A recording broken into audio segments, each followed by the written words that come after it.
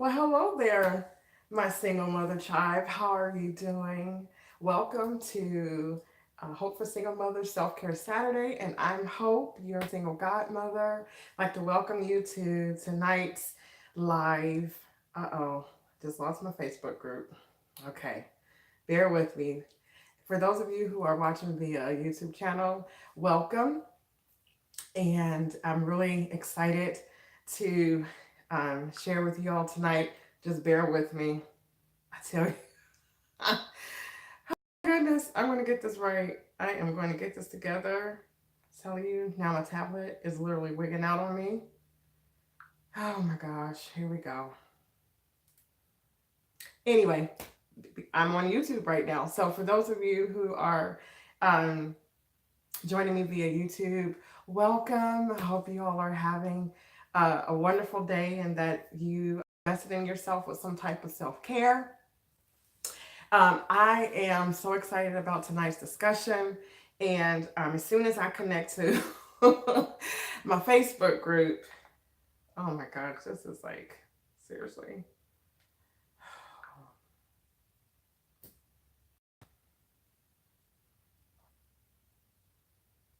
Okay, apparently my Facebook group is down, so I don't know what's going on here.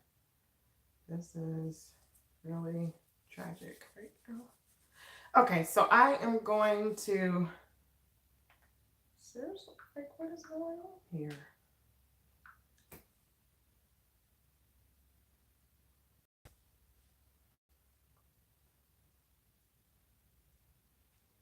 Please excuse me. Last week it was YouTube. YouTube went down. Now it is Facebook. And I don't know what in the world is going on here.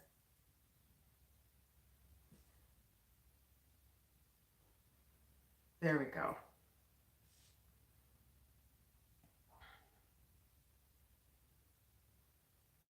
Looks like I'm back.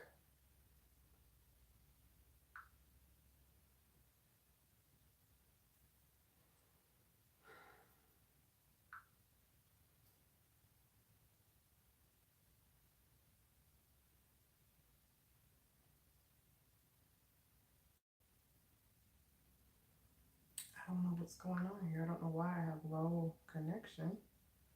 Um,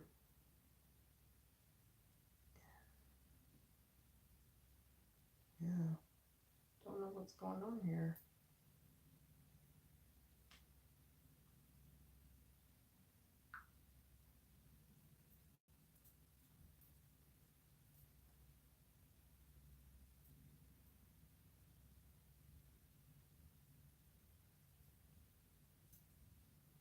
I do apologize. Um, I have no idea. I have no idea what's going on. I'm like, this has never happened to me on Facebook Live. Like, my goodness, have Facebook. Um, yeah, this is weird. I have not experienced this before. Please be patient with me because I really don't want to have to do two separate videos, but it looks like that's what it may have to be because my Facebook is kind of wigging out for some reason, and I don't understand why. What is going on? I'm connected, everything's going on. I just don't know what's going on with my tablet. Usually, I don't have any issues with my tablet. Okay, let's get started. Let's try again.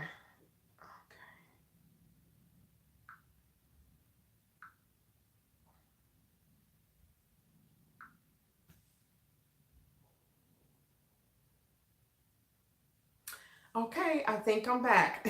Whew, that was a close call. I have no idea. I have no idea, you all, what just happened. I really don't know. This has never happened to me on Facebook Live. Usually, um, this happens via YouTube. I've been having issues with YouTube, but certainly not Facebook Live. So I do apologize. But if you missed it, hello, my single mother tribe via Facebook, Hope for Single Mothers Facebook group. This is Hope, your fairy single godmother, and I'm coming at you with another self care Saturday. And today we're going to get into some juicy discussion. I have some things that I would like to discuss, and really that's been on my heart all this week. And if you've been tuning in to my posts via Facebook, you've been, you may have an idea of what I am going to discuss with you tonight or talk about tonight. I'm trying to lighten up. I don't know why this is so dark. Like I'm on YouTube and I'm light and it's nice and clear, but on my tablet it seems to be coming in very dark, even though the ring light is right in front of me. So I do not know. I don't know what's going on. I have this dark shadow that I'm trying to get rid of. Um, yeah, I don't know what's going on here. Apparently my tablet is not. Um, Let me see here if I can kind of lighten this up. I don't know what's going on. No, it's already lit up. So, yeah. Okay. Well, we're just going to roll with it. I am attempting to multitask. I am on YouTube Live and also Facebook Live. So far, no one's kind of chimed in, which is okay. I was on Facebook Live and I have no idea what happened.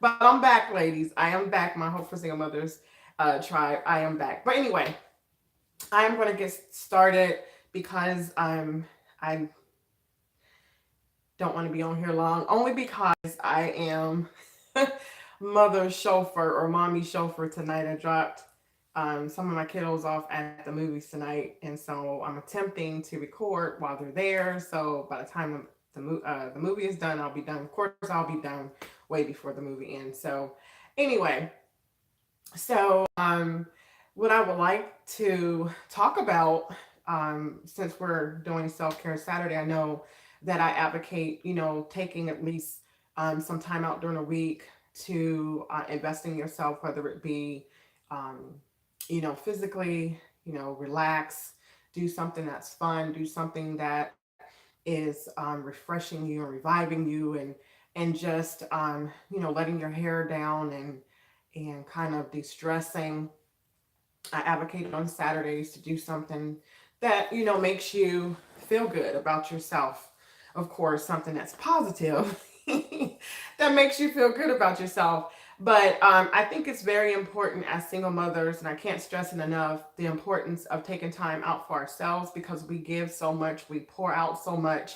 And I've said it time and time again. I know you've heard the saying that you can't pour out of an empty cup. You can't give what you don't have. And as single mothers, I know we wear hats. We have multiple and many responsibilities. And so within a given week, it's very, likely to be at the end of the week and just be at your wits' end and just be totally exhausted. And some of us get there before Saturday even comes. And so Saturday is our day to just refresh and unwind and de-stress. And really, just like I said, to invest in ourselves and give back to ourselves so that in the coming week that we will be full, our tanks will be full so that we can pour into our children and that we can go forth in our responsibilities as single mothers without being exhausted or without, feeling like we can't make it or do it. So there's many things, like I said, I've talked about, um, you know, taking some time out, giving yourself a facial, washing your hair. It's amazing that those little things can just make you feel so good about yourself and just refresh you. I don't know about you, but those are things that I do for myself, and it's making me feel good about myself. When we invest in our self-esteem, our body image, you know, and body image is more than just how we look on the outside. How we look on the outside should only be a manifestation of what's going on in the inside. So if I'm not really taking care of myself on the inside, when I say on the inside, I mean, you know, your person, your spirit. If you're not doing investing in yourself and pouring into yourself, I believe that self-care starts from within and it goes without. And so tonight I would like to talk to you about self-love because um I know for myself, this is an area that I struggled in most of my life, even though I have much more life to live. But it took a very long time for me um, to learn how to love myself and even be okay with loving myself. I always, and I think as a society, that we put that society has painted a picture that we have to look outside of ourselves for love, and I don't think that that is healthy. I don't think that that is, you know, I don't think that we should have to look to other people. I am a believer. I'm a Christian, and the only one that I look to outside of myself is God. I look to Him. He's my source of love, and to Him, I don't know if you all know um, my story, but I survived domestic violence out of a 9 year abusive marriage and 12-year relationship with my ex husband. And so, if any of you have been in um, a violent relationship, you know that it takes and it steals your identity, that you lose a bit of yourself, or if not all of yourself, because it's so destructive. Whether you are physically abused, mentally abused, or emotionally abused, that you lose a sense of yourself, you lose a sense of your identity. And and so for me, um, at the end of my marriage, I didn't know who I was. I came in a very strong and confident person because my mom is a very strong woman. She's a very confident woman. She's a very dominant woman. So those traits kind of carried on to me. And I think all the women in my family, not just my sisters, but just my mother's side of the family in general, all of the women in her family are extremely strong and independent and dominant. And so that's how pretty much I was raised. You know, um, that's what I saw basically. And so, but at the same time, just I know we all, have different pictures and ideas and opinions of ourselves that may have been, given to us as we were young. Some, I grew up, and I'm just going to be honest, in a household where, my parents did the best that they could do, but love really was not expressed too much in that household. So I kind of grew up in a very militant and type of cold type of home, and I knew my parents loved me, but my mom, the way she expressed her what love was just differently. She was not very affectionate and emotional, and so that's pretty much how I grew up to respond to love. But I believe that within us, God puts, that longing and that desire for us for love, because He is love, and so we were made in His image. So, hi, Bobby, how are you doing? Thank you for tuning in. Yeah, I've had some technical difficulties, but hopefully I'll stay on.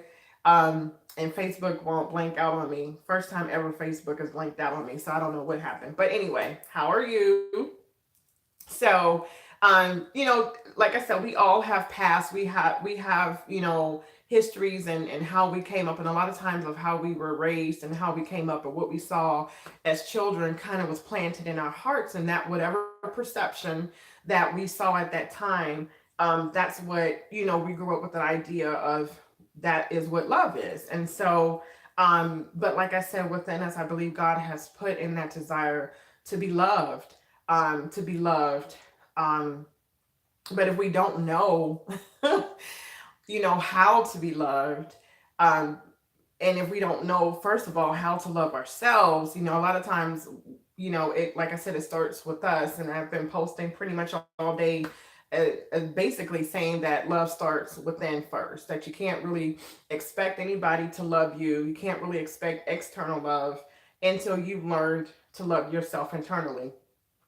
And I believe, and like I said, for me as a believer, I look to God, and that's where I had to do in order to rebuild my self-esteem, coming out of an abusive marriage, not knowing who I was. I had completely lost my identity, was not the same person I was going into the marriage. Very insecure, had no self-esteem. I know there's a such thing called low self-esteem, but I don't think I don't, and I can laugh at it today because I'm free. When you're free, you laugh and you can joke about stuff that you may not have been able to years ago. So, but coming out of that marriage, I didn't know who I was. I had lost my self dignity. I had just lost everything. I was just unrecognizable. That strong, confident person that I was just was non-existent.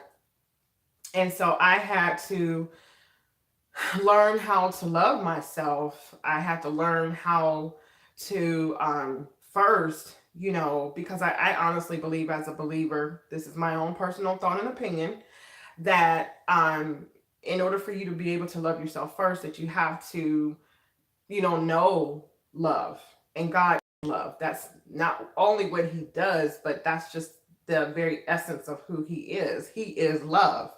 And so, if you want to know how to love yourself and how to love others, then you have to know the one who is love. And so, for me, and I was born and raised in a church, but I just didn't have a revelation of God's love. And like I said, I believe that just depending on how we were raised, that's the opinion that we form in our head. And however, the relationships that we've had with our parents, a lot of times is as we grow into adulthood, we transfer that over to how we view God. And so, as a child, if you grew up in a very cold home where love wasn't expressed, and your parents were very harsh, that tends to be how view God. If you grew up in a home where you felt like you always had to be perfect, a lot of people think that, I have to be perfect. If I'm not perfect, God is not going to love me. If you grew up in a home where you had to perform and you were only loved when you did well, when you achieved well, then you're going to have a performance based opinion about God. You only believe that you have to earn his love. There's something that you feel like you have to do something in order to get something from someone. And so those are just all, very unhealthy um, ideas and perceptions about love that are not true. And like I said, I know that we come from different backgrounds. And so a lot of times how we were raised, or, how love was expressed to us as children, we kind of carry that on into our adult life. And then we find ourselves, in different relationships or having different issues because we have not, um, really had a very pure and accurate experience with love. That the experiences that we may have had in our past with love has been very inaccurate and very um, just skewed, to be honest. And so, um, like I said, my path to, you know, pretty much self love was first getting to know love itself. And like I said, it was through just my relationship with God. And that was very tough for me because it was a lot of things that I had to strip off. There was a lot of purging, a lot of healing that had to take place. Um, but I thank God that He was so patient with me, that He was very patient in allowing me to, to just kind of strip off all that baggage.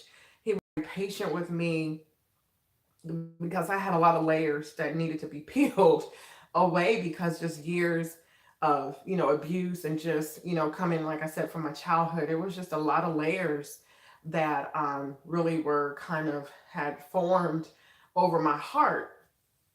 And so, just through the healing process of coming out of an abusive marriage, um, those layers, one layer at a time, were being peeled away. Um, and, just um, getting the right and positive view of who I was. And I just believe that unless you know who you are, unless you have a positive and accurate view of who you are, everything else comes out of that perception of who are. So if you have an inaccurate perception of who you are, if you have a skewed perception or even a perverted perception of who you are as a person, it's going to filter through everything. It's going to filter through your relationships, it's going to filter through your behavior, your thoughts, how you carry yourself, the decisions that you make. All of that is going to filter through um perception of yourself. And so I believe that in order for us to be whole people, that we have to learn um how to love ourselves first. And like I said, to me, everybody, have their own way of doing things, but for me as a believer, I can't sit here tonight and tell you anything else than what I have experienced for myself, and it has worked for me. I can sit here tonight and say that I'm a healed person, mind, body, and spirit, and how I went through that. And the only way that worked for me, like I said, was just getting to know love itself. And that was through my relationship with God, and getting to know who I am in Him through His Word, and just taking all of those negative thoughts, all of those negative um, words that I had heard over the years through being married, that I was no good, nobody wanted me, I was used goods, and just, we've heard all the negative self talk, and we've even, talked in our own, talked to ourselves and convinced ourselves because we've heard it for so longer, you know, um, we even, at some point I was convinced that because I heard it for so long that it must be true. And so it was pretty much for me, I had to reprogram my mind. I had to retrain my brain. And so all that negative, toxic stuff had to be purged and cleansed out of my mind. And in place of that had to come, those positive, pure thoughts of who I really am. And like I said, it was just through me seeing who I was through God's eyes. And it was very hard because I'm coming out of a relationship like that or a marriage like that. I didn't know who I was. And I think when we don't know who we are, we naturally gravitate on the outside. A lot of us don't think about looking within ourselves, that the answers that we need, God has given us everything that we need to live a fulfilling life, an abundant life is all in us. But we just have this innate nature to want to look outside of ourselves, to look outside of God, that He's not enough. So we go looking through people, we go looking through habits or obsessions or addictions. We are looking through external resources or sources to fill an internal space that only God can fill. And so, for me, like I said, um, it wasn't until I got a revelation of God's love for me, um, that I didn't have to perform, I didn't have to be perfect, I didn't have to earn it. There was no strings attached. That even on my worst day, I was still loved. Even when I was unlovable, that I was still loved. And it's hard to grasp that, because what kind of love is that? We as people struggle with that type of love because, you know, um, it takes a lot to love like that, and it takes God to be able to love like that. We don't have the capacity to love that way outside of Him. And we can only love that way through Him, because He is love. And so He equips us and He gives us what we need so that we can love the way that He loves. And outside of Him, it's just virtually impossible to love that way. It's virtually impossible for us to love ourselves um, the way that we ought to love ourselves without first, having that contact, without having that relationship, without having that revelation of God and His love. And so, um, self love is not just taking care of yourself, even though it does include that. But self love is about how you see yourself, and a healthy view and perception of yourself. And so, like I said, it's replacing those negative perceptions, those negative thoughts, those negative images of ourselves, replacing those things with the truth, with who we truly are, in the eyes of God, not through the eyes of man. And like I said, a lot of times we naturally gravitate towards people to validate us, but our validation does not come from man. Our validation comes through God. And so once we get a revelation that God is more than enough, and because he's more than enough, I'm more than enough, that I don't need to look outside of myself. I don't need to look outside of God to validate who I am as a person. That whoever God says that I am, that's who I am. And that's more than enough. And it doesn't matter what you think about me, it doesn't matter what you say about me, because I know who I am in God. My identity is sealed, excuse me, in God and not in man. And so, and like I said, that was a journey for me. It took years, to be honest, for me to really grasp that. Because, like I said, we naturally want people to validate us. We naturally want people to love us. And it's okay, as far as the love part. It's not okay to look to people for validation, because our validation comes from God and him alone. And anytime you look externally for validation, you're kind of setting yourself up for disappointment, and you're setting yourself up for hurt. And so because we naturally gravitate for towards out external sources to, validate who we are, you know, and because no one knows who we are except for our creator. Who better to tell us who we are than the one who created us in the first place? God knows us intimately, he knows us intrinsically, he knows everything about us, and he knows more than we know about ourselves. And so who better to go to know who you are, to know how you love yourself, than the one who created you and the one who is ultimately love himself. And so, but like I said, a lot of people, what I found out, and it's really, and I've only found it up through my own experience. I'm not judging anyone. Um, a lot of people would like to take the easy way out because it's hard. It's hard to go through that process. And most people are not willing to put the work in, the sacrifice in, and the time in to get to know, to go through that process. Most people will take the easy way out. What's the easy way out? The easy way is looking outside of myself. The easy way out is going to someone else. That's the easy way out. It's easy to go to someone. It's easy to look, to depend on people to validate you. It's easy to, to look for someone to love you. And like I said, there's nothing wrong with, you know, being loved. Um, but when you are looking for love in all the wrong places, and when you're looking for love to validate who you are, I think that in that instance, that's when it becomes unhealthy, and that's when it becomes unbalanced.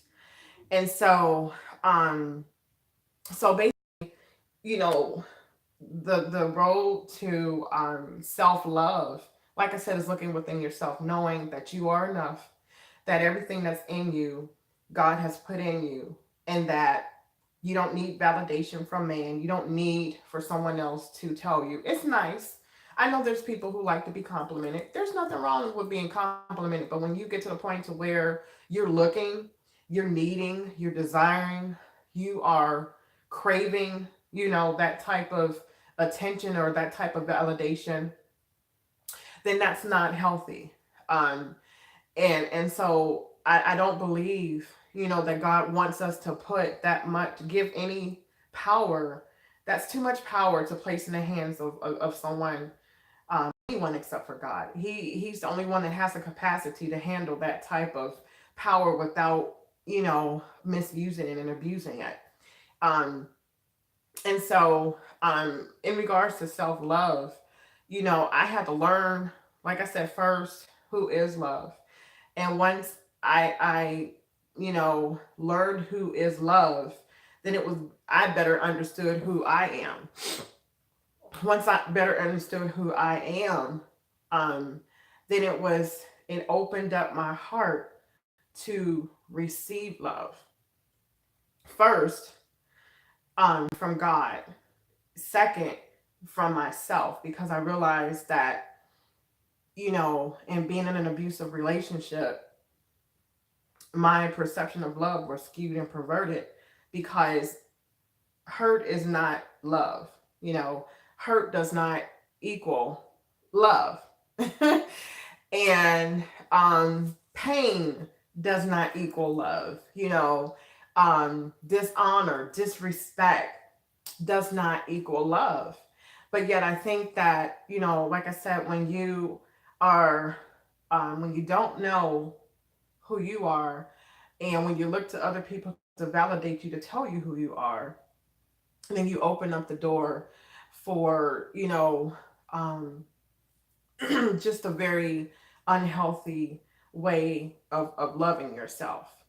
And I always say this, even with my single mothers group, I at my group that I have on Facebook, and when my group that I have at my church, and I always tell them, I said, you can't expect for someone to be any more than what you are to yourself. You have to love yourself first before you can expect for someone else to love you. Because how you love yourself is how people, learn how to love you. And if you don't love yourself, if you don't have any standards for yourself, if, you don't want anything, if you settle for yourself, then you can't expect and hold people to a higher standard than what you don't even hold to your own self. If you don't value yourself, how can you expect for someone else to value you if you don't even value yourself? If you don't love yourself, how can you expect for someone else to love you? And I think, like I said, it calls for hard work. It's hard work. It's some hard work getting to that point. It's hard work because it's a lot of self evaluation. It's a lot of self looking inside yourself. And like I said, I think nowadays people are just not willing to do the work. They're not willing to take the time to evaluate themselves because it's not easy to do that. And you may come across some things about yourself that you may not be willing to deal with, or may not be willing to admit about yourself. But I think that if you roll up the sleeve to do the self work that needs to be done to get to that place and point of where you have a revelation, of God's love for you, and then you're able to receive His love, what His perfect love, the Word of God says that God's love is perfect. It's not flawed. Man's love is flawed.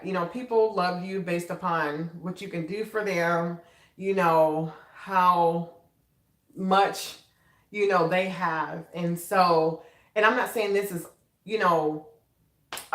man's love is not like God's love. God's love is perfect. There's no flaw. There's nothing flawed in His love. It's completely and it's totally perfect. And so um what better way to know how to love yourself, like I said, than to love Himself. And so when you get to know who love is, then you'll know how to love yourself, because you've had an experience, you've had an encounter, you know how to love yourself because you've been taught and you've been loved by love itself, who is God. And then in turn, and I had to learn this because, like I said, for myself, it was a journey. I realized through my process that, just compromising different things, or kind of just settling for different things because I didn't think I was worth it, or I didn't think I deserved it, or I didn't think I earned it. And so I lowered my expectations based upon how I valued or how I didn't value myself. And so it just opened up, like I said, access to people who, were not good for my life, or it opened up access for me to get hurt and to be vulnerable. And so, and when I look at myself today, as opposed to who I was 13 and a half years ago, it's like, whoa, wait a minute. There's things that I just absolutely will not tolerate on any kind of level now because I have a revelation of God's love. I love myself. And when you love yourself, you will not just allow anything or anyone to treat you any kind of way. You have a standard, and you are not willing to lower that standard for anyone or anything. And so that's why it's so important, like I said, to love yourself, to learn how to love yourself. Because in loving yourself, you're safeguarding and protecting yourself from those things that are out there that are not good for you. When you don't know how to love yourself and when you're not loving yourself, you're opening up the door for those things that are not good for you, those things that are not doesn't mean you any good or well to come into your life. You attract bad things. You attract, when you don't know how to love yourself, when you're not loving yourself properly or in a healthy way, you open up the door and you attract those bad things into your life because you have not set that standard for how you're going to be treated. You have not set that standard. I don't know. You ever look at people? I mean, you could tell when people just don't love themselves. It just shows through how they look, even though it's not always about look. But you could tell when someone just don't care about themselves. They just, from inside out, they just don't care. And it's like when you see that type of person, it's like, well, how can you expect for someone to care when you don't even care? you know and so and it's so funny. I can laugh at it now because, like I said, years ago it was just like expected people to love me. I expected my ex-husband to love me, but yet I didn't even love myself because I subjected myself and I allowed him to do things. I allowed for him to treat me a certain way, excuse me, but yet I got mad and I was upset, and rightfully so. But he only treated me the way I allowed him to treat me, you know? And I've learned that people will treat you the way that you give them the power, you give them the access to how to treat you, whether it's good or bad. And so, you know, I like I said, I didn't realize it that I was giving him permission. I won't say power. Let me take that word back. Not power, but permission. I was giving him permission to mistreat me. I was giving him permission to dishonor me. I was giving him permission to disrespect me. I was giving him permission through how he saw me take care of myself, which was not much. He's, through how he saw me um, handle myself and carry myself, which, like I said at the beginning, it was it was different than how it was at the end. And so, um, but now that I am, healthy, whole, and loving myself, um, I don't attract money. I used to just, and I always used to be like, Lord, why? Why does it seem like, I'm just so easily hurt and I'm so easily offended and I'm just, and I used to cry out to God a lot. And it was like, well, sweetie, um, you can't be the victim because you're allowing this. You are attracting this to yourself because you're not loving yourself. And like I said, people observe us and they see how to treat us based upon how we treat ourselves, based upon how we carry ourselves. And so it wasn't until I began to set up boundaries and standards in my life and not compromise whatsoever.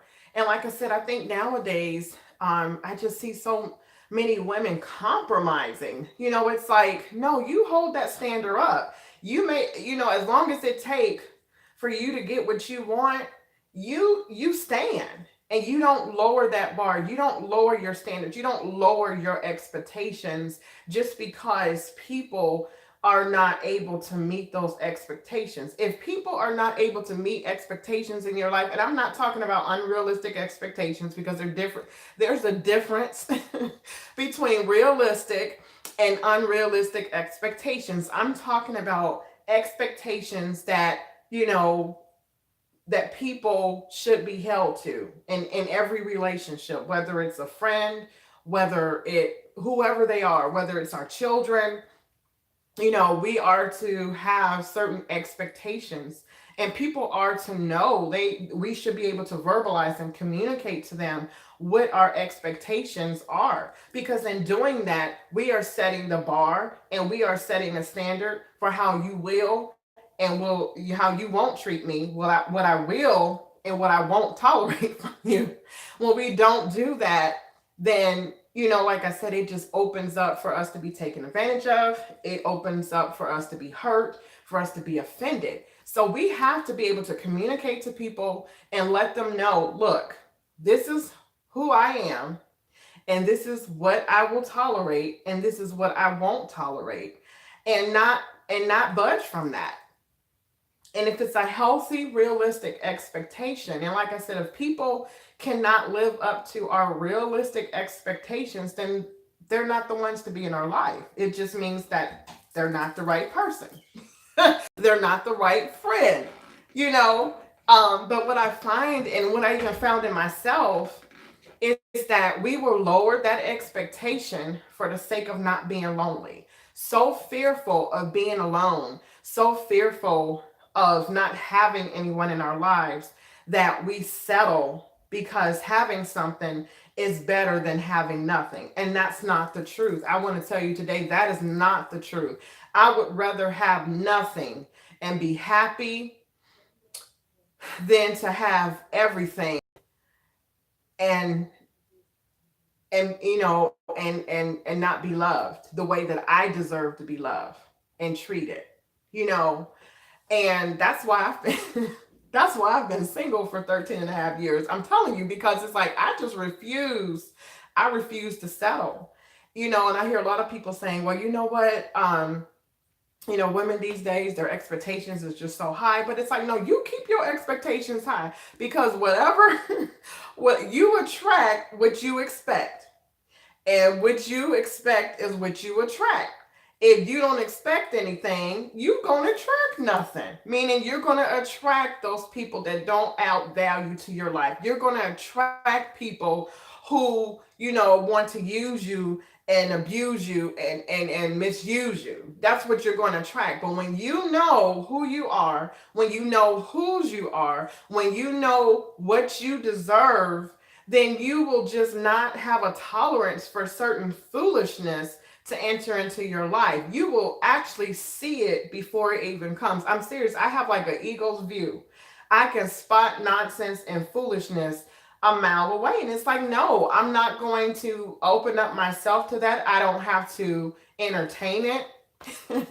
I'm a I'm a no nonsense type of person now because I've been through too much.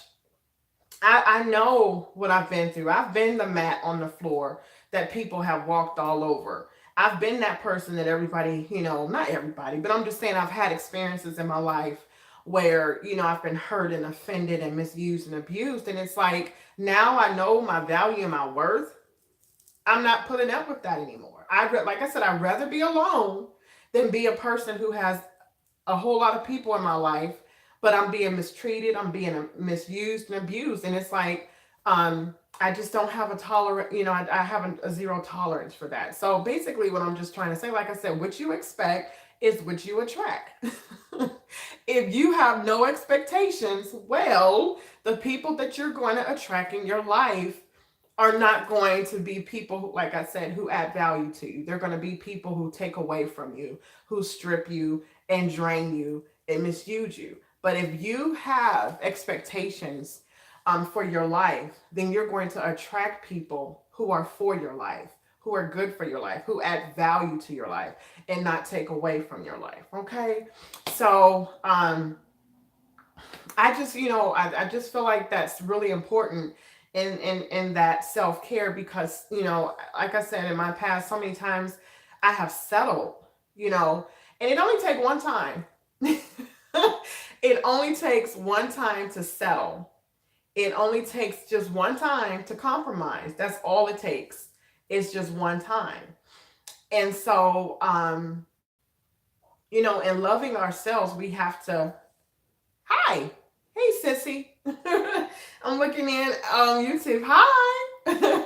We have to, like I said, set standards and expectations and not be willing to lower them, not willing, be willing to settle, but see ourselves as valuable enough and worthy enough to deserve what we expect.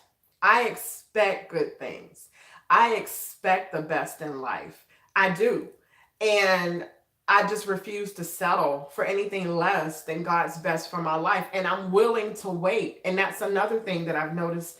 People are not willing to wait. Anything that is easily gained is easily lost. And it's nothing to me of value. And we live in such a microwave, quick society that, people are not willing to put the time in to get the best. I've learned that the best things in life are not free. And when I say free, meaning that you're going to have to put some time and sacrifice in it, it's going to take some time. And a lot of people are just not willing to wait for those things to happen. And the first thing that comes along, they'll accept it. The first thing that comes along, they'll settle for it. And I'm a prime example. I settled in my relationship with my ex-husband. Um, I knew the type of person that I was, and I had an idea of the type of person that I dreamt to be with. And you know, I saw my friends, everybody had a boyfriend except for me. And so I lowered my expectations because I didn't see it. Excuse me. I lowered my expectations because I didn't see it. Because um, I didn't see what I wanted. And like I said, I wasn't willing to wait for what I deserved to have. And so therefore I compromised and I settled. And in that, like I said, um, I had experienced, just a very destructive and abusive relationship. So I believe, like I said, people are not willing to wait. They're not willing to put the time in. They're not willing to put the work in order to get the best. And so if you want, um, a part of self love is being being willing to wait for the best. You deserve the best. You really do. If nobody ever told you, if you never knew, you deserve the best in life. Not because you have earned it. It's not because of what you've earned. It's not even because of what you've done. It has nothing to do with performance at all. It has nothing to do with performance at all.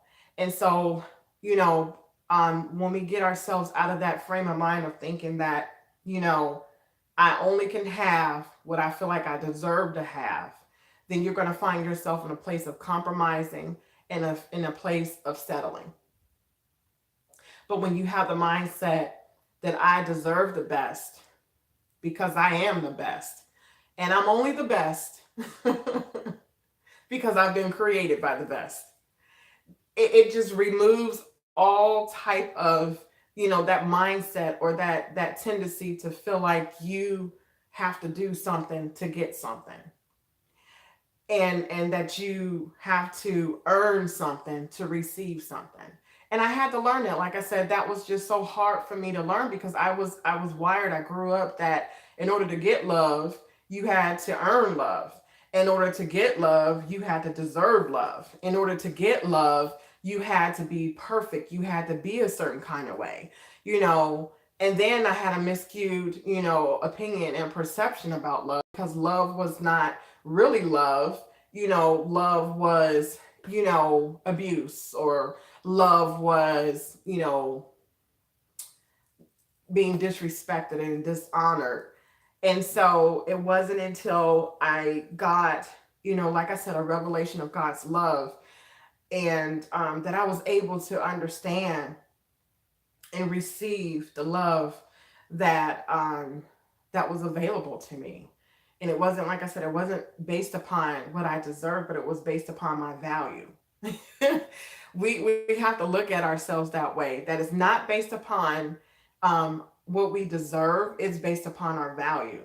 Because you're valuable, you deserve love. Not because you deserve love are you valuable. It's the other way around. Because you are valuable, you deserve love.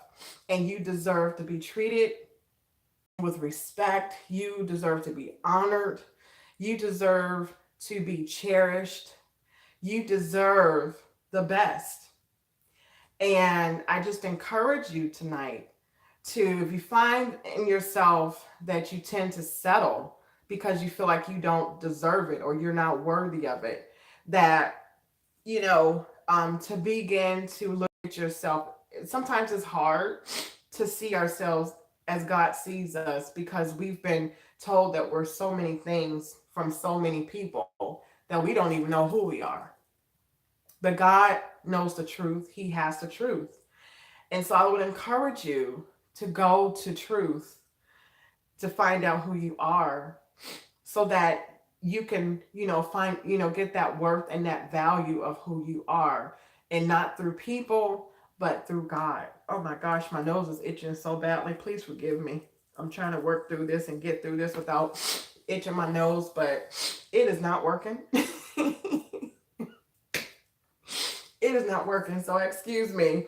I don't mean to be all up in my nose, but my nose is itching terrible right about now.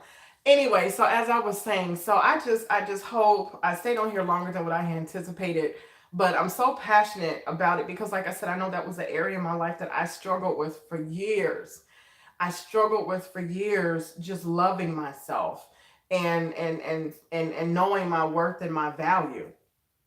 And I can tell you for one thing that once I got a revelation of my worth and my value, it was all over. It was all over then. I'm telling you, you can't tell me nothing. You can't tell me anything at all because I know who I am and I know whose I am, and that's all that matters. So I just want to encourage you, my Facebook, Hope for Single Mothers Facebook. Um, to just, to let you know that you are valuable, you are precious, you are just so wonderful and awesome and unique, and you are lovable. I don't care what anybody has told you. You are lovable. You are lovable. You are lovable. Say it. I am lovable. Sometimes all the time, we have to talk to ourselves because, like I said, we have to get rid of that negative self talk. We have to get rid of those negative words that we may have heard throughout the years that have been planted in our hearts. And because we've heard it for so long and so much, we're actually convinced of that's who we are. But if it's not who God says that you are, it's not the truth. And so I just encourage you, like I said, on your journey as a single mother, and it just means everything because our children, look to us, and because our children look to us, they're looking to us to know who they are. And if we don't know who we are, if they don't see us loving ourselves and carrying ourselves, in such a way that will bring value and worth, then we're teaching them in turn how to love themselves. If they see how we're loving ourselves and we're not loving ourselves, or we're living not loving ourselves the way that we should, we're teaching them and showing our children how to love themselves. So it's not even all about us. If we want to raise healthy children, have a healthy self-esteem about themselves, that we have to get it together ourselves first. We do. We have to get it straight here first. It all starts here with ourselves. And so when we, like I said, begin to love ourselves and find ourselves valuable and worthy, and we love ourselves in a healthy way, then our children are looking to us, and we are showing them in turn how to love themselves. And not only showing them how to love themselves, but we're showing them how to show people or teach people how to love them. If they see us compromising and settling, well, we're only giving them to compromise and settle.